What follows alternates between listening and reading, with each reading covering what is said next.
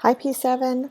I'm super excited to get back into Mr. Terupt after a couple of weeks away. Um, if you will remember, when we finished, Mr. Terupt had just pulled Alexia out of the classroom because she was being super nasty to her group members. And we're about to find out what he says to her when he takes her out of the classroom. Remember to keep your eyes out for the highlighted yellow words, which are maybe new vocabulary words for you. The orange highlighted phrases, which are idioms. That's phrases that mean something specific, but they might be new to you as well. And the blue highlighted are the foreshadowing from the author, letting us know that something's going to be coming. So let's get into it. Luke. Our bathroom is positioned directly across the hall from our classroom. Who cares, right? I'd never thought anything of it until the day I felt trapped out there.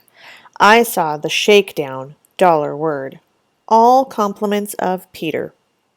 I was in the classroom working on my holiday center. All my materials were spread out on the floor, and I was busy calculating the proper dimensions for my game board. Mr. Terupt was on the other side of the room checking in with a different group. I didn't notice Peter. I stretched out on my belly and worked the math. The soles of my sneaks, that's sneakers, pointed up. A great invitation for mess around Peter. I never felt a thing. He's definitely sneaky. I sometimes wonder, what's the likelihood, $1, Peter will grow up to be a world-famous thief? I had no clue anything was even happening until I heard the giggling, and Peter said, "Hey, Luke, what kind of sneaks are those? Elmer's?" I popped my head up. "What are you talking about?" "Better be careful. If you try to go anywhere in those, you might get stuck." I looked back at my feet. Mess around Peter had struck. The bottoms of my sneakers were completely covered in Elmer's glue. "You jerk," I said, without any real authority. Truth is, I didn't really care. It wasn't worth getting upset over. Besides, I'm sort of used to Peter's antics. I thought they were always harmless. I untied my shoes and placed them next to me, bottoms up, of course, until I finished my math. Peter's victory celebration was cut short by my easy solution. Maybe I don't get upset with Peter because I know I'll always outwit him. This drives him nuts. I love it. Once I finished my calculations, I grabbed my sneakers and headed to the bathroom. Mr. Terupt was still busy with a different group, so he didn't see any of Peter's shenanigans or me leaving the classroom. I held my shoes under the sink and washed off the glue. Then I wiped the soles dry with a paper towel and put my sneakers back on. I pushed the bathroom door open and quickly jumped back inside. I was trapped. Mr. Terupt was having a conversation with someone out in the hall. I pushed the door open just a crack to see who it was. "You've done it your way," he said. Mr. Terupt had his back to me. He was leaning forward, talking to the person against the wall. "Now you'll do it my way." He straightened up and folded his arms. He meant business. And that's when I saw who it was. Black and purple streaks covered her cheeks, a combination of her makeup and tears. Alexia? Crying? I had never seen or heard of Alexia crying before. "I like you, Lexi, and I want some of your classmates to like you too. I'm trying to help. I want you to be friendlier. $1. I will not tolerate your meanness anymore." Wow, was this really going to work? "Go into the bathroom and wash your face. Come back when you're ready." "Is there anything you want to say before I go back in?" Alexia stormed past Mr. Terupt without looking at him and without saying a word. Mr. Terupt let out a big sigh and shook his head. Then he walked back into the classroom. I wonder what he was thinking. I decided not to say anything about my sneakers. It didn't seem important. Mr. Terupt had more serious matters on his plate, like discipline. $1. I waited a few minutes before following Mr. Terupt into the classroom. I didn't want it to seem obvious that I'd been eavesdropping, but I was eager to tell somebody about what I had just seen. That's why I think I walked into the classroom a little rushed and wasn't really paying attention. Even if I had been, it probably would have happened.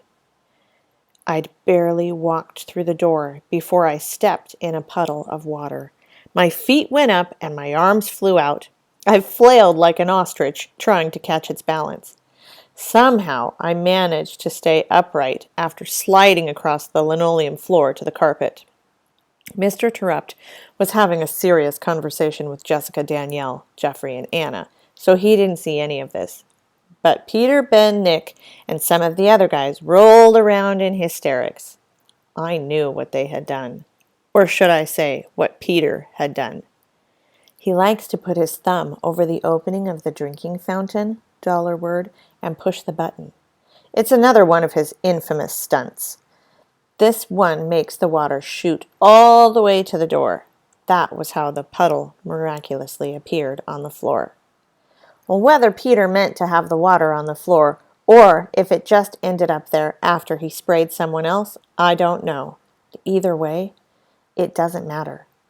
I didn't have time to do anything about it because someone else came through the door just after me. She must have been making her rounds, going from class to class, just to visit for a few minutes. And today was her unlucky day.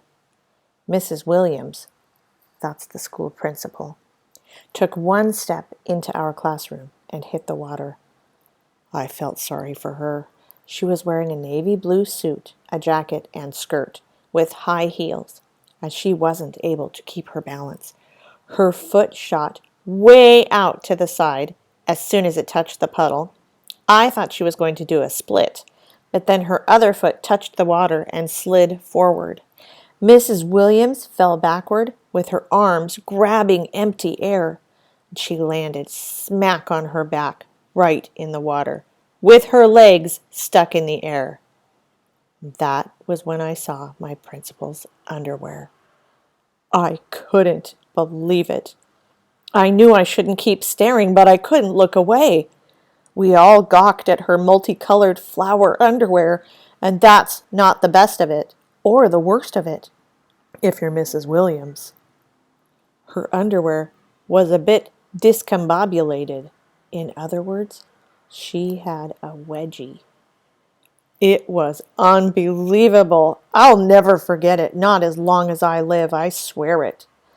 It was the day I saw my principal's underwear and more. Mr. Terupt rushed over to help her. The rest of us fought to keep from laughing. It was our principal, after all. Even Peter wasn't snickering. He actually looked nervous. "Mrs. Williams, are you okay?" Mr. Terupt said, helping her to her feet. "Peter, get some towels to wipe up this water." Why did he pick Peter? Because he knew Peter's antics led to the water being on the floor. I'm sure it was his way of letting Peter know he knew. "I'm okay," Mrs. Williams said, brushing herself off and smoothing out her clothes. "Sorry for the interruption." She turned and left. How embarrassing. As soon as the door closed behind her, the laughter and whispers started. "Clearly, this can't happen again," Mr. Terupt said. "We're lucky Mrs. Williams didn't get hurt, or that someone else didn't either. I expect we won't have water pooled on the floor like that again." Mr. Terupt looked directly at Peter after saying this. Yep, he knew. He shook his head and then walked over to his desk. "I thought for sure this event would be unequaled, $word, by any other for the rest of the year. Little did I know that something much bigger was coming our way." Alexia. Teach was like, "Alexia, I think it's time for you to follow me." I went into the hall with him. He closed the door behind us. Teachers had done this stuff with me before. It was like no big deal. I didn't even give Teach a chance. They're being so mean to me, I blurted out. They won't let me do anything. Jessica thinks like she's the boss. But this is where Teach was different again. Wrong, he said. Stop. But he put both hands up. Just stop, he said. I was quiet. He looked right at me. You're lying, and I don't like liars, he said. You're being mean, and I don't like mean people. Well, I felt real tears coming. I didn't want to cry, not for real. I squeezed my teeth together and scrunched my eyes. I held my purse hard with both hands. You're acting like the meanest girl I've ever seen, he said. I couldn't help it. The tears came. I was really upset. I looked down at the floor. I'm not being unreasonable, Lexi.